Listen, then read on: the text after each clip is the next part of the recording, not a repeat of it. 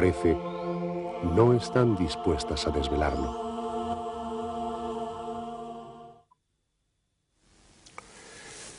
Se ve claramente como algunas de esas caras han modificado su aspecto, como si se hubieran movido o se hubieran desplazado de su emplazamiento, de su lugar original. Bueno.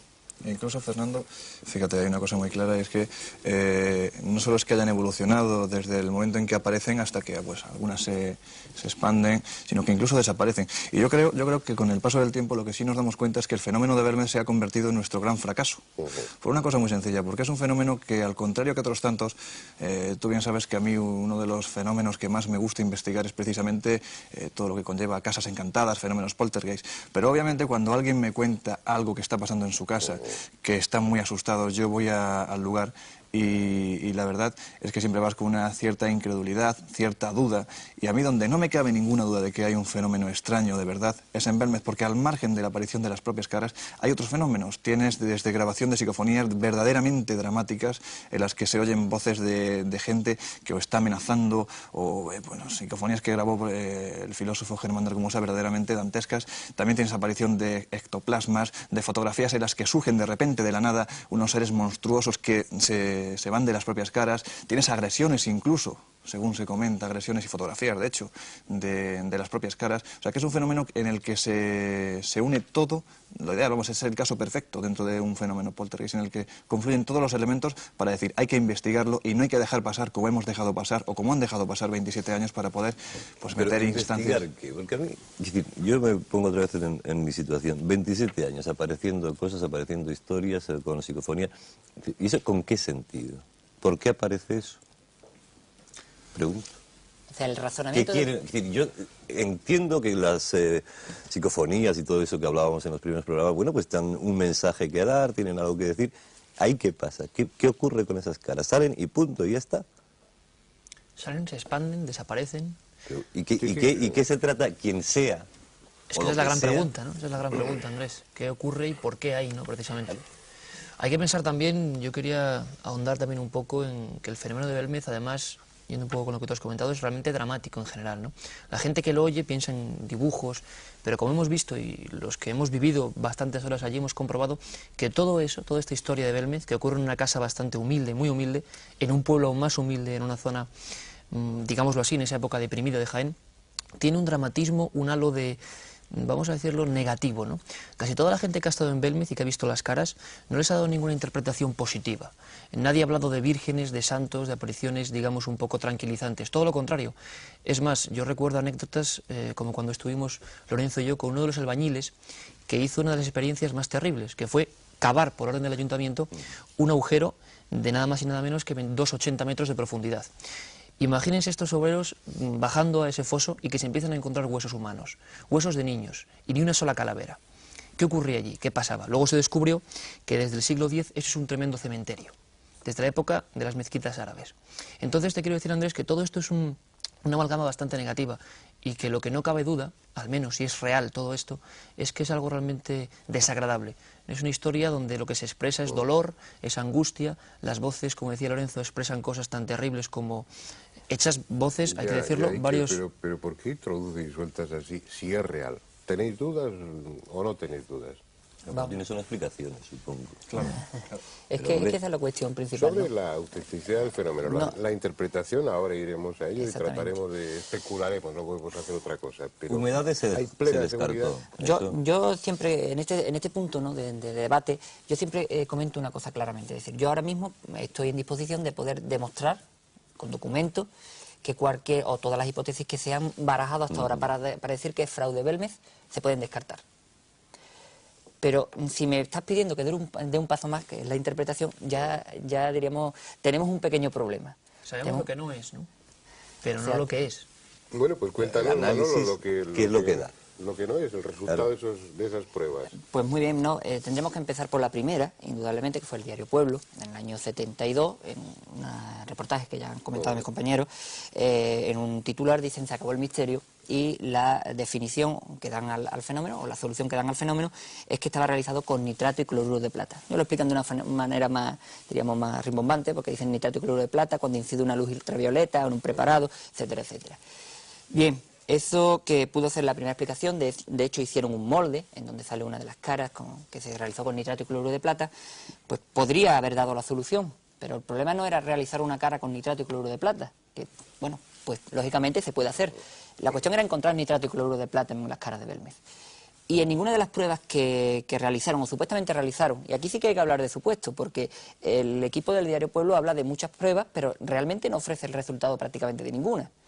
Pues bueno, cuando se realiza esta supuesta prueba, deberían haber encontrado en las muestras que ellos mismos dicen haberse llevado a analizar el cloruro y el nitrato de plata. Y sin embargo no la encontraron ahí. Es Jordán Peña, en uno de sus libros, el que da la clave de por qué se dio esa explicación. Y fue precisamente una llamada que se hizo al señor Viñas, que era el químico de ese equipo, por el cual se le decía que una posible solución para ver su credulidad era el nitrato y cloruro de plata. Lo cierto es que, sea verdad esta llamada o no sea verdad, lo cierto es que dieron esta explicación. Pero posteriormente, en el año 75, el doctor Alonso, de un instituto cercano, porque era de Valencia, del Instituto Mineralógico e Hidrológico de Valencia, del Consejo Superior de Investigaciones Científicas, analizó el pelado. Al analizar el pelado... ¿Qué es el pelado? El pelado es uno de los rostros, diríamos, más famosos que ha surgido en Belmez y que en el año... Habla como si fuera un primo hermano, se analiza el pelado. Es defecto ya de...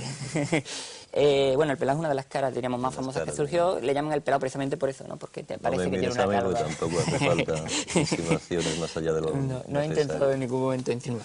Entonces, analiza el pelado y... Entonces, bueno, se realiza un análisis del pelado y hay, diríamos, tres cosas muy importantes en ese análisis. Lo primero es que se descarta la utilización de nitrato y cloruro de plata. Y lo está haciendo un investigador imparcial. No lo está haciendo nadie que esté involucrado en el fenómeno Belmez. Lo segundo es que encuentra zinc, por lo cual podría entenderse que se están utilizando pinturas con ese componente. Pero el componente es tan pequeño, o sea, la muestra, el zinc es tan pequeño que no podría estar utilizándose tampoco. Por tanto, descartamos una segunda posibilidad que hasta ahora no se había apuntado. El de la zinc, pintura. Efectivamente. Este hombre, tras realizar todas las pruebas, pues esto ya diríamos un parecer, como científico, alguna explicación debía dar. Y entonces se agarra a lo único que él cree haber encontrado, y que es concretamente un compuesto melanocrato. Materia carbonosa, un compuesto melanocrato, materia carbonosa y sustancia orgánica. Hollín y demás, es decir, restos de... Estamos hablando de una antigua cocina. Entonces este buen investigador pues dice, bueno, ya tengo la solución para el pelado. Ojo, que solamente habló del pelado, porque en ningún momento hizo extensible a los demás rostros. Aquí lo que ha pasado simple y llanamente es que cuando el cemento se echó en el suelo, pues cuando estaba fraguándose, hubo una mini depresión con un aumento de humedad y una mayor ascensión solubilidad de ese componente melanocrato y se produjo la cara. Traduciendo, que una huella de un zapato en 39 había producido la cara del pelado.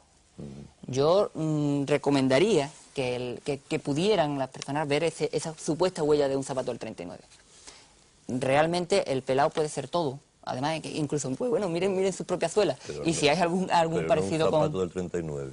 Pero realmente, bueno, pero primero y si no es una... da igual que sea un zapato o no, pero sí que puede ser una mancha aleatoria. Es decir, uno se queda mirando un papel pintado, se queda mirando este fondo que tenemos, y yo puedo encontrar ahí 14 caras. No, pero allí se ve claramente, o sea, es la definición perfecta de que allí hay una cara. No te voy a decir casi fotografía, más bien sería un negativo, pero se ve perfectamente. Además hay un dato curioso que cuando se trajo el pelado, se llevó a Valencia para su análisis, es curioso que en el mismo lugar desde donde se arrancó la loseta, en ese mismo lugar se volvió a echar una capa de cemento y en ese mismo lugar apareció de nuevo la misma imagen que se había traído a Valencia. Cuando se regresó... Lo cual refuerza la teoría de que eso puede ser alguna impregnación que va subiendo por la humedad o por lo que sea, y siempre sube por el mismo sitio.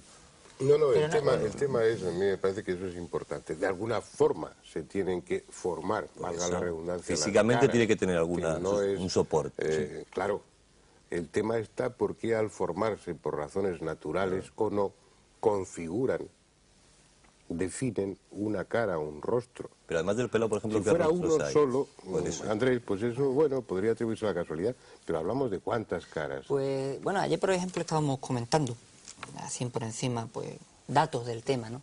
Pues, como has comentado al principio, dirijo una exposición de una agrupación, la Agrupación Parapsicológica de Puerto Real, donde hemos hecho un recorrido por el fenómeno desde el año 71 hasta el año 98. Bien, pues, yo comentaba, tampoco tengo los datos porque no me pongo lógicamente a numerar, más o menos, pero yo comentaba que aproximadamente yo he podido manejar para hacer esa exposición pues alrededor de unos 1000 negativos. y podríamos hablar tranquilamente de aproximadamente, y te digo por bajo, de 80 a 100 caras diferentes. Y de esas 80 a 100 caras, hay muchas de ellas que se modifican. Y que por tanto, si esa modificación la entendemos como distinta, ya no estaríamos hablando de 80 o 100. Hay una foto que a mí me encanta, que precisamente ocurrió muy cerca de lo que se denomina la franja de inestabilidad, que es una figura o un grupo que yo denomino la figura femenina, en donde una de las figuras, que es un feto, un bebé, inicialmente parece un bebé y en las últimas fotografías del año 91, 92, ha cambiado completamente su postura. Y estamos hablando de la misma figura. Sigue siendo bebé. Y sigue siendo un bebé. Pasa que cambia la figura. Cambia completamente su posición. Y además los niños son los más generales en toda la cocina. Y si me permitís, una cosa interesante y que sorprende a la gente que va allí son los cambios de las caras, ¿no? Como ha comentado Fernando antes, ya hemos visto en el inserto. Pero me gustaría ahondar en una cosa, que es que ese dinamismo es lo que hace que no pensemos en pinturas o demás cosas. No son caras permanentes. Uno de los casos más espantosos, igual por llamarlo así, ¿no? Porque es un poco dramático, es una de las caras que además más atención llama a la gente por ser la primera que se conserva. Lleva 27 años mirando desde un lugar de la pared, empotrada. Se picó. Empotrada, perdona, porque se arrancó. Exactamente, se arrancó el cemento. Y se colocó. Además, por orden del alcalde, orden del ayuntamiento, porque iban a investigar si había algún tipo de cuestiones químicas, como decían, o radiactivas. Se pone en la pared con una hornacina, ¿no? Y esa cara, a la que la llaman la pava, la voz popular la llamó la pava, tiene unos bigotes, como hemos visto, un rostro bizantino prácticamente. Ese rostro esférico, se puede hacer un seguimiento perfecto y se ha ido desplazando. Pero desplazando hacia el lugar, además, donde nació, que es lo más curioso. Ha vuelto hacia el sitio donde se arrancó. Incluso en las últimas fotos no hay prácticamente ojo derecho, se está yendo, un rostro, digamos, serio se ha convertido en una sonrisa bastante cínica, y eso se puede comprobar. A ver qué clase de pintura, a ver qué clase de elementos hacen eso, bajo un cristal, ¿no? Esa la vi en los años 70, y luego habían transcurrido muchos años, hasta hace 1 o 2 años que volví otra vez por ahí. Entonces yo tenía la imagen de esa cara dentro de ese trozo de cemento que estaba centrada más o menos.